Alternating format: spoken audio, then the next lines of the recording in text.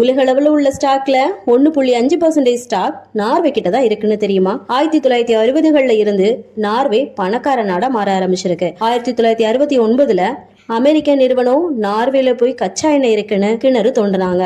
North சீல Philippines petroleum நிறுவனம் கண்டுபிடிச்ச எக்கோஃபிஷ் அப்படிங்கிற எண்ணெய் கிடங்கு தான் அப்போதைய பெரிய எண்ணெய் கிடங்குன்னு பார்க்கப்பட்டது. 2 வருஷத்துல எண்ணெய் எடுக்கப்பட்டிருக்கு. 1979ல 2வது எண்ணெய் கிடங்கு கண்டுபிடிக்கப்பட்டிருக்கு. இத நார்வேயும் யூகேயும் பங்கும் போட்டுக்கொள்ளுது.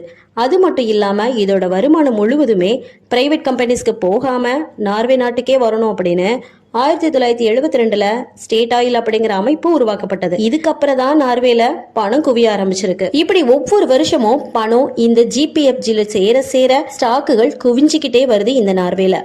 இப்போ 1.8 மில்லியன் US$ இருக்கிறதா பார்க்கப்படுது. இந்த பதிவு உங்களுக்கு பிடிச்சிருந்தனா லைக் பண்ணிட்டு மறக்காம சேனலை சப்ஸ்கிரைப் பண்ணிக்கோங்க.